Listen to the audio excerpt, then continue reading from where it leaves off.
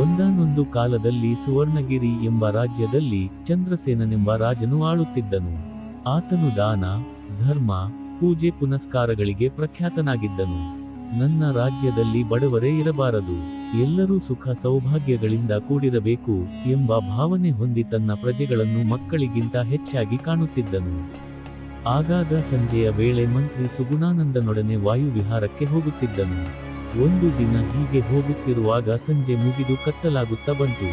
ಮಂತ್ರಿಗಳೇ, ಬೇಗ ರಾಜಧಾನಿ ಸೇರೋಣ, ಕುದುರೆಯನ್ನು ವೇಗವಾಗಿ ಓಡಿಸಿ ಎಂದು ಸೂಚಿಸಿದನು. ಕೊಂಚ ದೂರ ಹೋಗುವುದರಲ್ಲಿ ರಾಜನು ಕುದುರೆಯನ್ನು ನಿಲ್ಲಿಸಿ, ಮಂತ್ರಿಗಳೇ, ಕತ್ತಲಾಗುತ್ತಾ ಬಂದಿದ್ದರೂ ಕುಟೀರದ ಮುಂದೆ ತೋಟದ ಕೆಲಸ ಮಾಡುತ್ತಿರುವ ವಿಪ್ರ ಯಾರು? ತುಂಡು ಬಟ್ಟೆ ಉಟ್ಟು ಚಳಿಯನ್ನು ಲೆಕ್ಕಿಸದ ಆ ಮಹಾಪುರುಷ ಯಾರು ಎಂದು ಕೇಳಿದರು. ಆಗ ಮಂತ್ರಿಯು, ಆತ ಶೇಷ ಶರ್ಮನೆಂಬ ಪ್ರಖಂಡ ಪಂಡಿತ, ಶ್ರಮಜೀವಿ ಎಂದರು.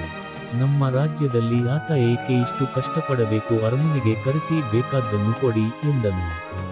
ಬ್ಯಾಕ್ಕೋಟ್: ಕ್ಷಮಿಸಿ ಮಹಾರಾಜ, ಆತ ಮಹಾ ಆತ್ಮ ಗೌರವಿ, ಯಾರಿಂದ ಏನೂ ಬೇಡುವುದಿಲ್ಲ, ಯಾರ ಸಹಾಯವನ್ನು ಬಯಸುವುದಿಲ್ಲ, ಕಾಯಕ ಮಾಡಿ ಹೆಂಡತಿ ಮಕ್ಕಳನ್ನು ಪೋಷಿಸುತ್ತಿದ್ದಾನೆ ಎಂದು ಉತ್ತರಿಸಿದನು ಮಂತ್ರಿ.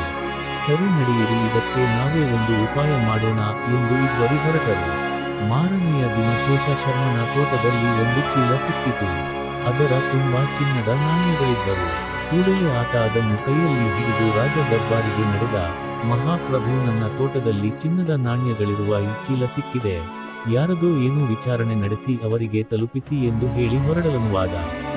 ಆಗ ರಾಜನು, ಅದು ಯಾರದೇ ಆಗಲಿ, ನಿಮ್ಮ ತೋಟದಲ್ಲಿ ಸಿಕ್ಕಿದೆ, ನೀವೇ ಅನುಭವಿಸಿ ಎಂದನು. ಆಗ ಶೇಷ ಶರ್ಮ, ಕ್ಷಮಿಸಿ ಮಹಾಪ್ರಭು, ನಿತ್ಯ ನನ್ನ ತೋಟಕ್ಕೆ ಅನೇಕ ಹಕ್ಕಿಗಳು ಬರುತ್ತವೆ, ನವಿಲು, ಜಿಂಕೆಗಳು ಬರುತ್ತವೆ, ಅವು ನಮ್ಮದೆಂದರೆ ದ್ರೋಹವಾಗುವುದಿಲ್ಲವೇ? ಅನೇಕ ಮಂದಿ ದಾರಿಹೋಕರು ನಮ್ಮ ತೋಟದ ಹಣ್ಣು ಹಂಪಲು ತಿಂದು ಹೋಗುತ್ತಾರೆ, ಅವರು ನಮ್ಮವರಾಗುತ್ತಾರೆ, ಕ್ಷಮಿಸಿ, ಆ ಹಣ ಯಾರದೋ ಅವರಿಗೆ ಕೊಡಿ ಎಂದನು. ನಮ್ಮ ಹಣೆಯಲ್ಲಿ ಬರೆದಿರುವಷ್ಟು ನಮಗೆ ಸಿಕ್ಕಿದೆ, ನಾನು ಅದರಿಂದ ಸುಖವಾಗಿದ್ದೇನೆ ಎಂದು ವಂದಿಸಿ ಕುಟೀರಕ್ಕೆ ತೆರಳಿದನು. ಮಂತ್ರಿ, ಬ್ಯಾಕ್ಕೋಟ್: ಪ್ರಭು, ಹಣೆಬರಹ ಬದಲಾಯಿಸಲು ಬರೆದ ಆ ಬ್ರಹ್ಮನಿಂದಲೇ ಸಾಧ್ಯವಿಲ್ಲ ಎಂದನು.